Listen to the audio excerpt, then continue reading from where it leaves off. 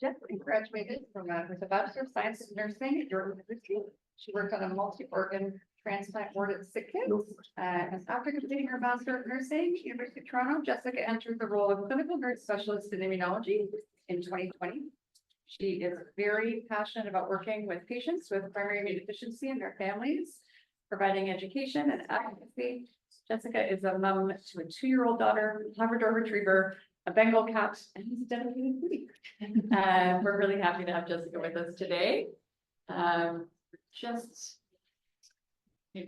trying to get this sorted out. Oh my gosh.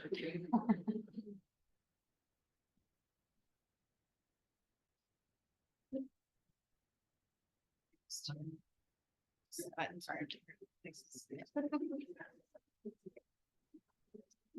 Listen.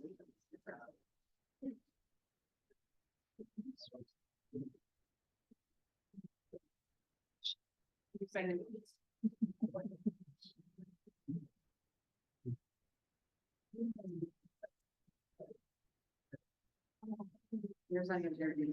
Oh, it's connected.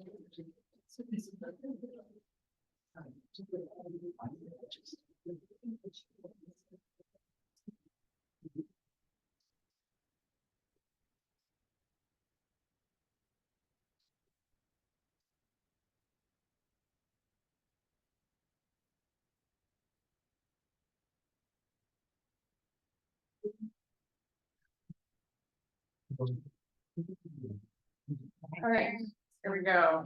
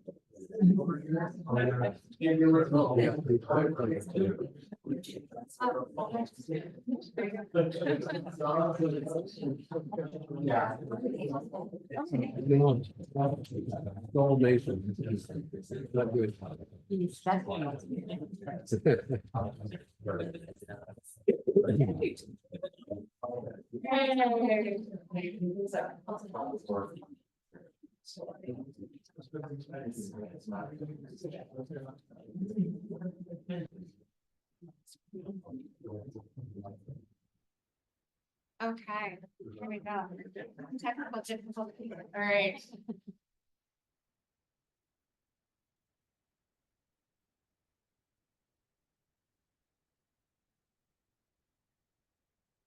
No. All right, now we're back.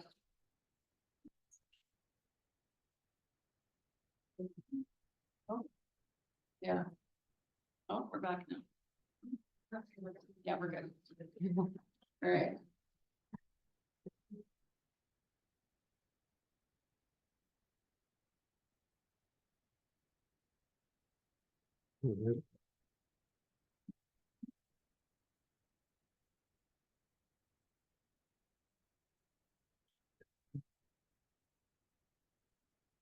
Are you still having technical or difficulties?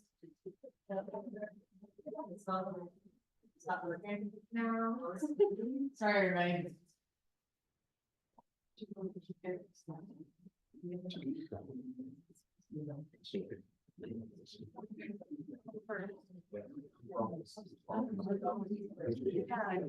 know. Let's make this one the bigger one. Sort of state. Oh, so if you go, this is mine.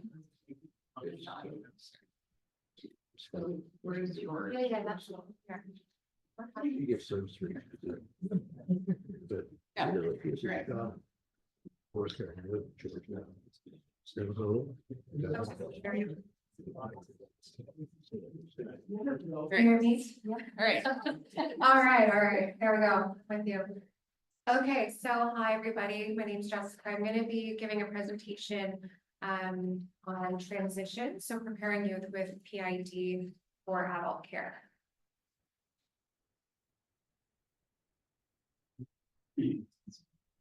Unfortunately, my slides are not moving with me.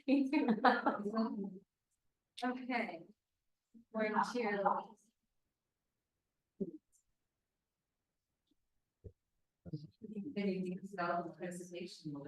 Yeah, I don't know what's going on here.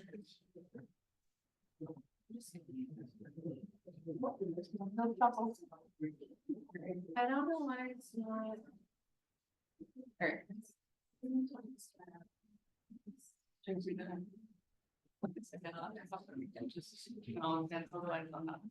me see.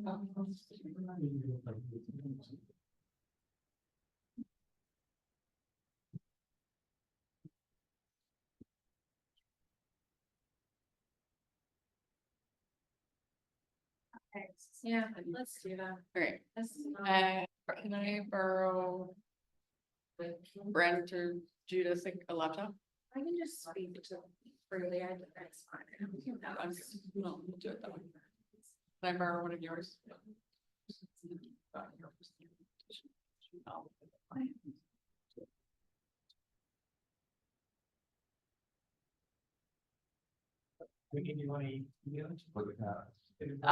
I'm gonna advance the slides as, or I'll give you, okay, so you can put it up on this, and then I'll give you another one. Let's. So we're not doing. Oh, it's working, we got it. And my degree is not. All right, so here's the agenda for today. So I'm just gonna discuss what is transition, some barriers and challenges that our patients face. The 4 E's of transition, age-based considerations, tips for success, and then we'll go over some important questions to ask. So first, we're just going to give a definition of what is transition. So transition is designed as the purposeful planned movement of adolescents and young adults with chronic physical and medical conditions from child-centered to adult-oriented healthcare systems. This process is multifaceted, addressing the medical, psychosocial, and educational and vocational needs of adolescents as they move from pediatric to adult care.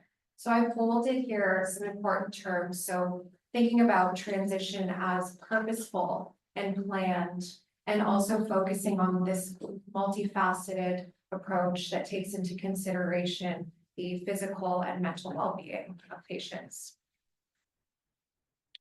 So in terms of challenges and barriers, and this is specifically for our patient population with PID, but also applicable to others as well.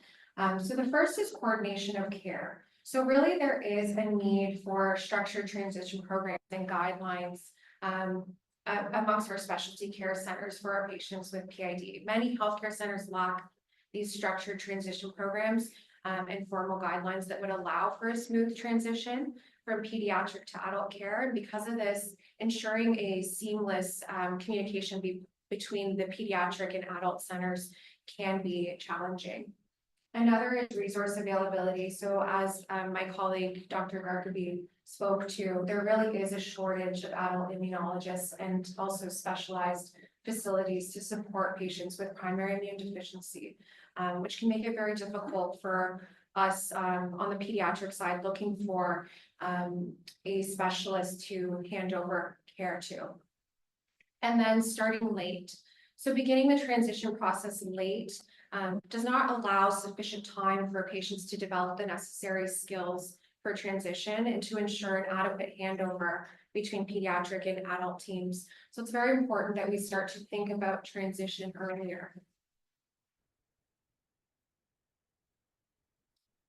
And then patient and parent readiness. So young adults might not have the skills and confidence to manage their health independently, and parents may not know how to support their child in becoming autonomous. And I really do want to say it's not just about patient readiness, but very much so parent readiness as well. That ability to kind of relinquish some of that control and allow your child to become more autonomous and independent in their care. Starting the process as early as possible can really set them up for a successful transition. And then establishing rapport. So although a lot of our patients with PID are diagnosed later in life, again, as some of my colleagues mentioned, a lot are also diagnosed, thankfully, to new technologies earlier. And so they're really with their pediatric team, sometimes from their first week of life, as we'll hear from probably some of our patient panelists later on. And so it really is difficult and anxiety provoking for patients and their parents to move from their pediatric team that saw them through their diagnostic and treatment days and having to start with new faces on the adult side. So this is something that I've kind of developed, and it's the 4 E's of successful transition. So the first E standing for early, and then education, encouragement, and empowerment. So when thinking about the first E, early, the age of transition, the actual process itself can vary across provinces and territories, but typically that transfer of care occurs around 16 to 19 years of age. But we really need to start thinking about transition and beginning that process a lot earlier. So thinking about it around the age of 11 to 13. And it's important to take a step-like approach. So you want to set some goals and milestones, of course, at different ages and developmental levels. There are different steps that are more appropriate that can be taken to still start that process early. The second E is for education. So it's important for patients to understand their condition, potential complications, current treatments, and future treatment options. From an early age, they can start to understand it at incremental levels of complexity. Education is really key, especially for patients or teenagers that are transitioning, for them to understand what their condition means, how it can impact their life, and why are they on certain treatments and what are the importance of those treatments can really create this buy-in, because they'll have that understanding that makes them want to participate in their own care and want to be compliant with their treatments. And that's definitely something that I've experienced in my practice. It wasn't until, my teenage patient understood why they were on a certain treatment that they started to have a bit more buy-in and become more invested in their health. And I think that's something that we also heard from people this morning. And then again, educational resources. So Immunity Canada is a great source for that, but providing patients with resources, brochures, websites, information about their condition and about adult care facilities. The third E is for encouragement. So it's important to recognize that between the age that we're saying to implement the transition process around 11 up to the age that transition itself occurs, it's a time of simultaneous transition. So patients or youths are experiencing puberty, they're experiencing the transition from elementary to high school, their first job perhaps. It's a time of increased independence across different facets within their life, and then also that transition to post-secondary school. So it's a very tumultuous time, and it's important to keep that in mind when we're also thinking about transitioning their healthcare. So psychosocial support is really integral during this time. It's important to celebrate milestones as patients are, reaching, different levels of autonomy in their care so that they feel motivated to continue along that path. And having family involvement in peer support groups is very important. So again, as Michael spoke to this morning, speaking with other patients and families who have the same condition or have recently transitioned can be very important during this time.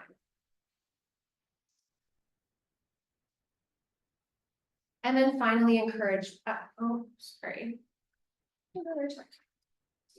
empowerment. So self-management skills, scheduling appointments, refilling prescriptions, understanding insurance. These are all skills that can really empower a patient to take control of their health. And teens should feel empowered to take an active role in their care. It's important to kind of develop these skills over time and again, in like a step-like approach to really take on that active role in decision-making. So involving patients in decision-making regarding their health, it really helps to build confidence and independence. And to have that active participation, so letting your child attend and participate in their appointments, giving them a voice, allowing them to participate in discussions, ask questions, and express any concerns that they may have with their healthcare providers.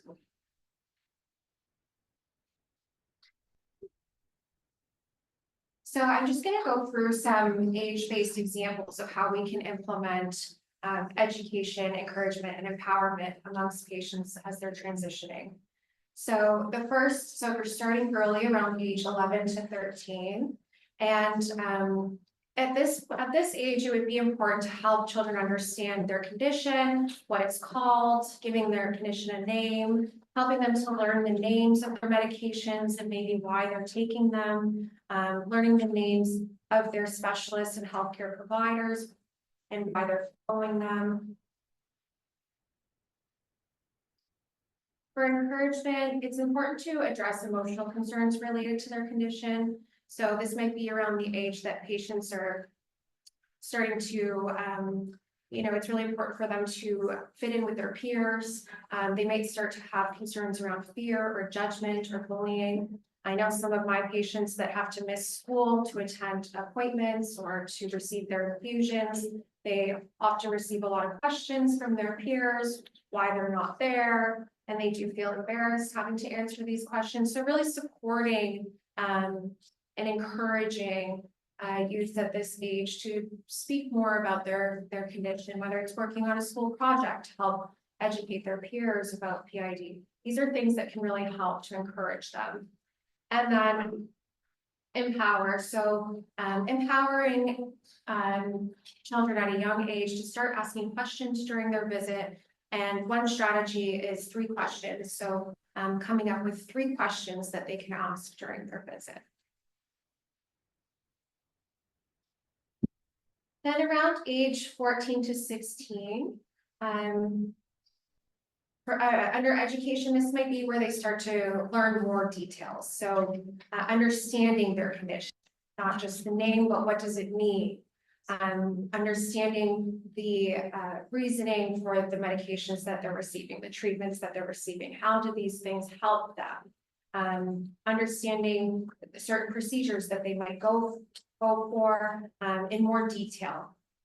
In terms of encouragement, it might be important to realize the impact that the condition might have on their lifestyle. So there might be limitations that they may face in terms of their first job, in terms of sports. So it's important to take that into consideration. Again, helping them to kind of cope with unwelcome comments or bullying during this time, missed opportunities, and perhaps even appearance and self-esteem, depending on how one's condition might impact their image. And then for empowerment, this might be the time where we start to consider patients attending their visit alone, or maybe stepping into the room to try and answer some questions on themselves. And then, as I call it, phoning a friend if they need their parent to fill in some gaps. but really trying to allow them that opportunity to answer questions first, giving them that voice during their appointments, and trying your hardest not to speak on behalf of your child can really help to empower them. Again, involving them in decision-making regarding their health, and even giving them the opportunity to book appointments or refill their prescriptions can be small ways that we can help to empower patients.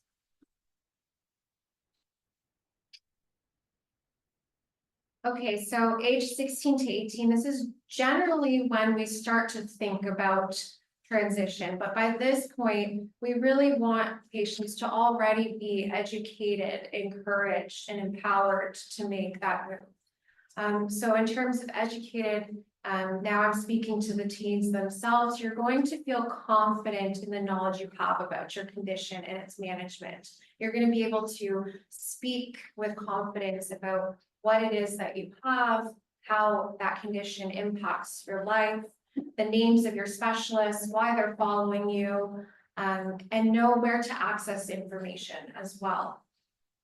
You're going to feel encouraged. So you're going to feel comfortable discussing your condition with peers, employers, other family members. You're going to feel confident dealing with unwelcome comments and bullying, how to explain your condition to others, and you're going to feel comfortable with the way that you look with yourself. And then empowered, you're going to be able to attend your clinic visits alone, ask questions, and feel like an active participant in decision-making regarding your health. You're going to feel that you have the right to confidentiality and to access your health records, and you're going to feel empowered to contact those involved with your health to ask questions or discuss concerns. At this age, you can order your prescriptions, you can pick them up on your own, and you ultimately know the plan for your care. So in thinking about the 4 E's, we need to think about taking steps to ensure that transition isn't steep. So if we start early and take these steps to educate, encourage, and empower, the process of transition will not occur, or it will not appear to be.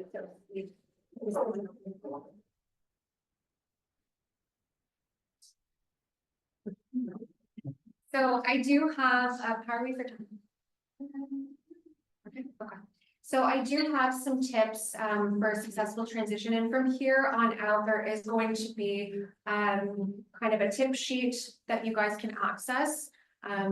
So first, these are 5 tips for successful transition to adult care. So starting that conversation early discussions are going to help to allow you to develop the skills that you need to manage your own health, and will help you to address any concerns that you have in a more gradual manner. Keeping a health record. So it's very important that you start to collect information about your current diagnosis, past medical conditions, infections, your past current treatments and procedures, your medications, your allergies, your immunizations, test results, etc. It's very important to have this information. As again, Dr. Barkby was saying, there are going to be over 600 conditions, and not all specialists have seen all conditions. So really, patients do become the expert in their condition, and it's important to keep that information and to be your own historian and your own advocate for your health. So I do recommend keeping all of this information in your phone, in an app, or if you're old school, in a folder or binder. It's very important to have all of this information handy. Planning ahead, so it's important to review your medical, dental, and extended health coverage and how this might change with age. You can connect with a social worker about your eligibility for financial assistance. Number 4, it's very important to build a support network. So connecting with other patients that have recently transitioned to adult care can be a really great way to kind of discuss challenges that you may expect and how to kind of overcome those challenges. And you can also connect with a patient advocacy group such as Immunity Canada. And then number 5, if you are receiving IVIG, it can be helpful to ask your care provider about SCIG early on. This is a subcutaneous immunoglobulin. Reason being is that there are a lack of adult immunologists that provide IVIG in the community. And so in asking about SCIG early, it allows you that opportunity to trial SCIG while you're still under the support of your pediatric team. And this can be very helpful in having a more smooth transition and kind of working out those kinks before you transition to the adult side. These are some questions that are important to ask your healthcare team when preparing for transition. So this can kind of start to get that conversation going a bit early. So what is the timeline for the transition process? Who will my new providers be and how can I get to know them before transition? Sometimes there's joint visits that you can attend or site visits to get to know your new site and your new providers early on. What changes can I expect in my treatment plans? This goes along with also considering insurance and how that might change. Can I connect with another patient who's recently transitioned to adult care? So asking your providers to connect with another family is a really great way to build that support network. Are there support groups or transition workshops that I can attend? So some hospitals or advocacy groups do put on transition workshops where teams can get together and discuss transition care. What resources can I access to help me prepare for my transition, and what steps can I take now to start managing my care independently? These are some things to consider. So for our patients with PIDs, you might want to consider what limitations or health risks may be involved when choosing a job. So thinking about infectious concerns first and foremost as well. Where you will attend post-secondary education. So I always say to patients, and I think it's important to bring this up with your care team, because I have had patients that thought that they were limited in where they could attend post-secondary school. And had that conversation not come up, they may have limited themselves when it is a possibility to move or have your care transitioned to another city or province or even another country. I have patients on immunoglobulin that I have transferred to Ireland, and I have a patient that is a race car driver in the States.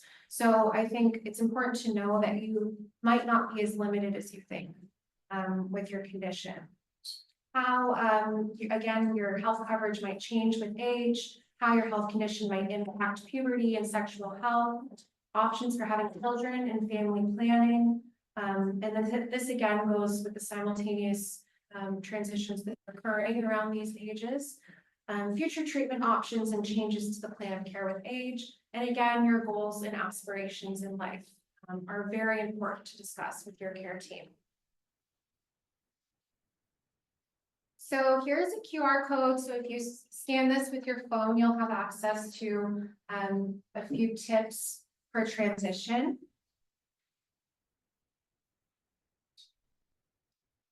It may ask you just to sign in to access it, but I'll have my email on the next slide if you want to reach out. I can provide it as well.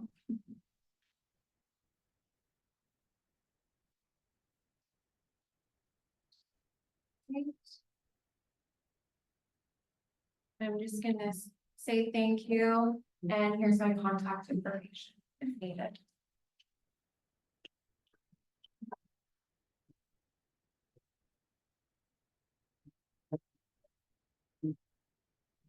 Any questions for Jessica? Any questions online for Jessica? I will say it's so important to have a transitional program. So thank you so much. Not every province does, not every city does. I think one is getting started or being planned. We are currently working on one at SickKids, yeah. So thank you so much. That is so important. And it's not just transition set for the patient, but also for the parents. Yes, yes, indeed, it is. Thank you so much, everybody.